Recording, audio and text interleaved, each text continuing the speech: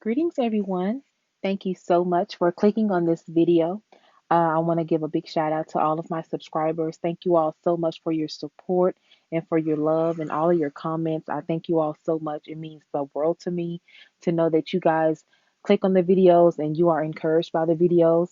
For those that are new to the channel, are not subscribed, if you listen to this video and you want to subscribe to the channel, please subscribe to the channel, hit that like button, share these videos. I'm just a messenger, a mouthpiece for the Lord, and I just want to give anything that He has for me to give. I'm just a willing vessel. Thank you again for clicking on the video. I pray that you enjoy the video. Thank you again. But the Lord gave me a dream. I think it was about a week ago, maybe a little over a week ago, and I had to share it because when I woke up from this dream, I was literally shook. And I told my husband about it. I told my dad and my sister, and I shared that dream with them. And and I said, I really need to get this dream out because I do feel that the Lord gave me that dream, and it was a warning dream for the world. But this dream took place like I was in a house, not the home that I live in now, but I knew in the dream it was my house.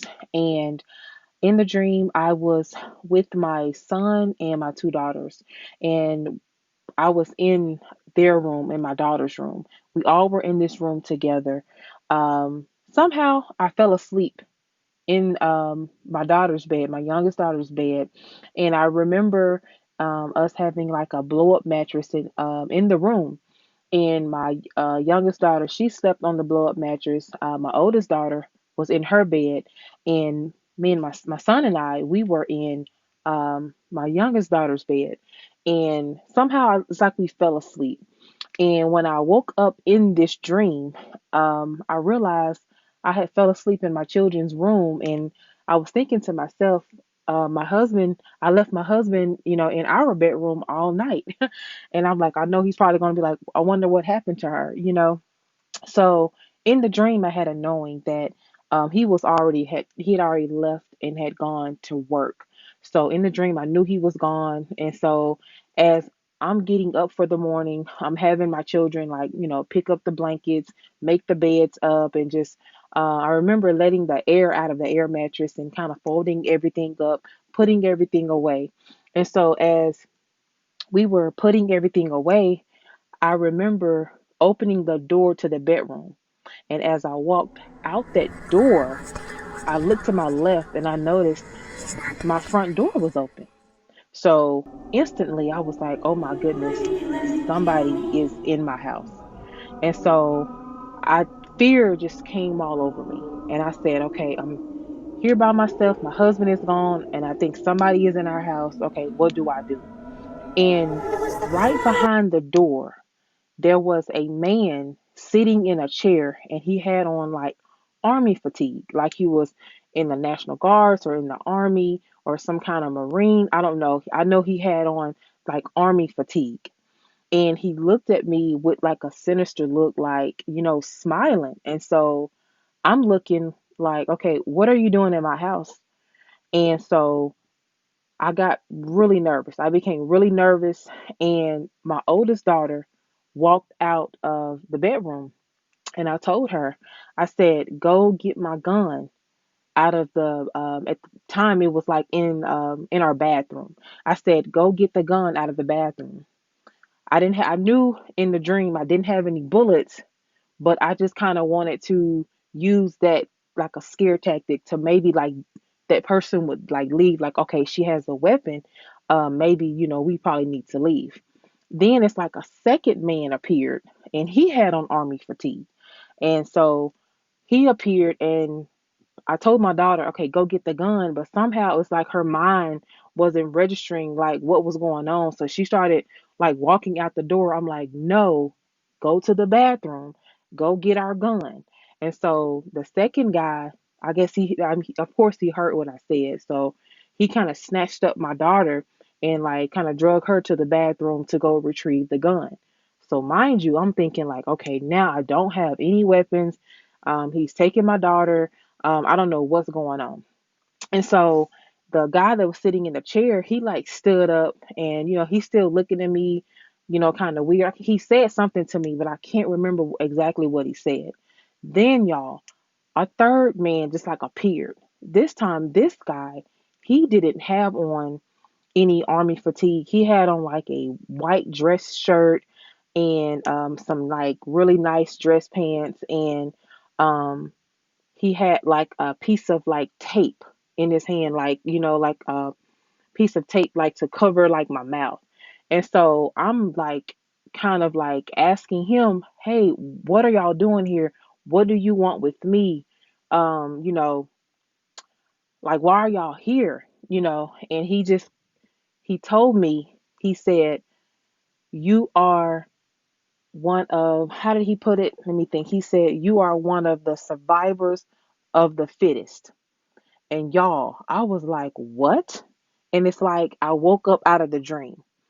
And I remember learning about the survivor of the survivals, or what, however you say it, like of the fittest, like in school. And so I began to kind of research what that really meant. And like, I guess the definition of that means like, I guess the strongest, I guess in as far as animals, it's like the strongest survive. The strong, like, those particular animals can survive in any um in any environment.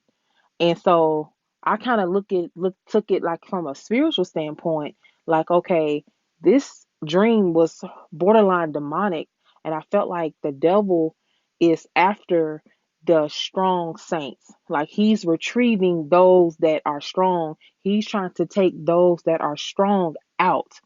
And before the dream ended, let me tell you this, is that I was rebuking like the devil in the dream. And anytime I would say Satan, um, the Lord rebuke you, it's like I couldn't get um Jesus's name out of my mouth. Like I could not say Jesus, or I couldn't say Lord. It's like the devil knew, like if I would say that name, he knew that he had to flee. So y'all, I'm literally screaming in the dream, like kicking and screaming as this man is trying to put the tape over my mouth. And when I woke up, I think I may have been yelling it out loud because I could feel so much tension when I woke up. My heart was beating really fast. And I'm like, Lord, what does that mean? And so I just wanted to share this dream that y'all, I don't know what's about to happen this year. I don't know what is about to happen in our world, in this nation, but be prepared for martial law. Be prepared for these new world orders. Be prepared for, if you are professing to be a Christian, Satan, he coming after us. Satan is coming after those that say they are Christians. Like it's about to be time for persecution. So we need to be prepared to die for Christ, literally. Literally die for Christ. If you say you are a Christian, be prepared to face persecution. So that's kind of what I kind of grabbed from the dream. Um, I haven't had anything like that within the I guess here recently, but I did have that dream about a week and a half ago, and I wanted to share it. Um, just like I said, y'all, we are living in the last days. So much stuff is happening in this world. These police shootings, these protests, I thought maybe were kind of like letting up, but now with the new shootings and the it's everything, it's like it's starting all over again. And like I said in one of my past videos, the fear is not the shootings and the protests. The fear that I have is like God is allowing it for a reason.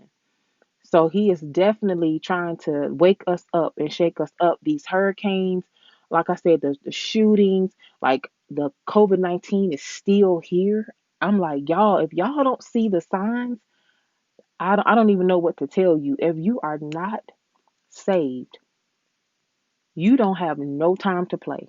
You don't have no time to waste. This is not the time to be. dibbing and dabbing in sin. You saved today, you not saved tomorrow, or you don't know if you want to know Christ, or you don't. Today is the day. So many people are dying, whether it's through COVID-19. People have died even in the recent protests. People are dying from different illnesses, diseases, car accidents, um, just whatever. Like, people are dying every day. And the sad part is that people are dying without Christ. Y'all, hell is real. I preach this pretty much in every single video, that hell is real.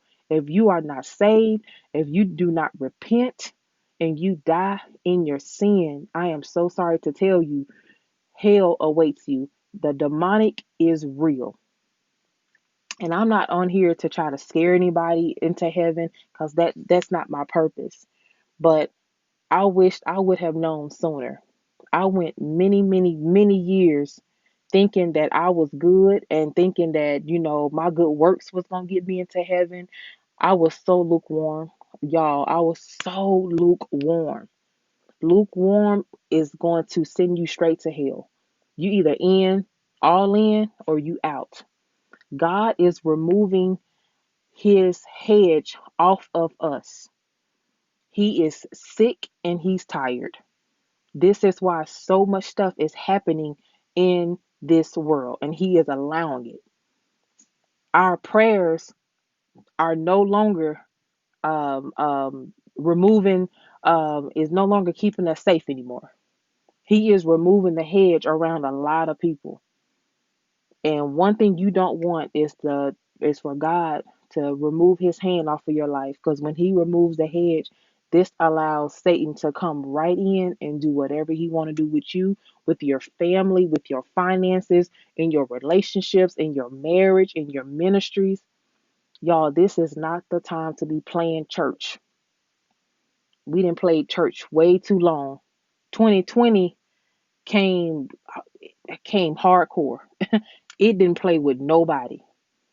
Many preachers and pastors, and I've been seeing people, 2020 is a year of vision. 2020 is a year of vision.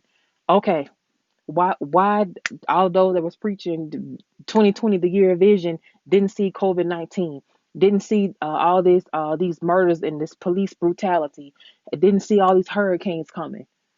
But we've been preaching prosperity for 100,000 years. It feels like everybody preaching finances and coming out of this season and coming out of that season, and money and all this stuff right here. But this is not the time to be preaching prosperity. This is the time to preach repentance. Get your houses in order, y'all.